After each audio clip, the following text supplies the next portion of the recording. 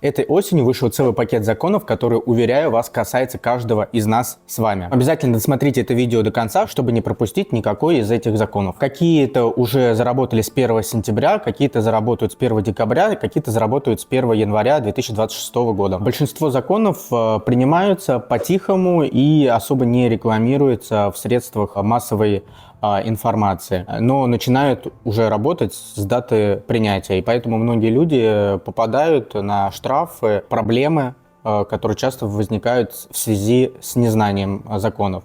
Как говорится, незнание законов не освобождает вас от ответственности. Первый закон, который приняли, это повышение утилизационного сбора. Государство когда-то давно ввело налог, если я не ошибаюсь, в 2012 году, что все машины при ввозе в Россию из-за границы, то есть иномарки, облагаются налогом, утилизационным сбором. Государство считает, что в будущем, когда машину придется утилизировать, эту привезенную, были на это деньги. И вот люди платят этот налог. Но до недавнего времени он был совсем незначительный, и поэтому в стоимости машины его мало кто чувствовал. Но сейчас этот налог очень сильно хотят повысить, и из-за этого стоимость автомобилей, привезенных из-за границу, сильно вырастет. Второй закон касается всех владельцев земельных участков. Приняли закон, в котором у вас земельный участок могут забрать его, если вы его не используете. Например, если он у вас зарос сорняком, либо вы ничего не строите там в течение 5 лет для коммерческой недвижимости, в течение 7 лет для жилой недвижимости. Если вы купили участок, даже в собственность,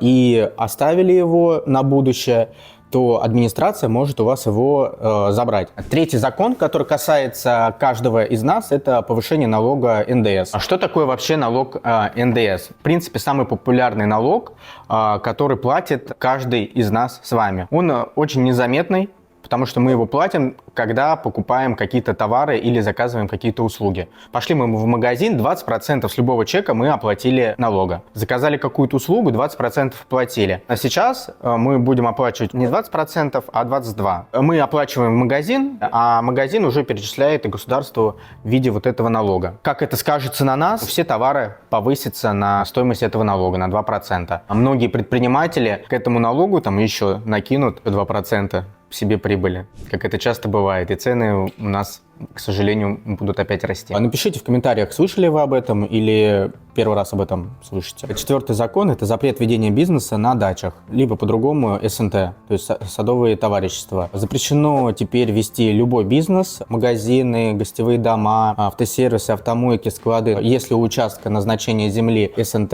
и находится на дачах, то там запрещено вести любую деятельность. А чтобы не только отдавать что-то государству, но и получать взамен, обязательно подпишитесь на наш канал.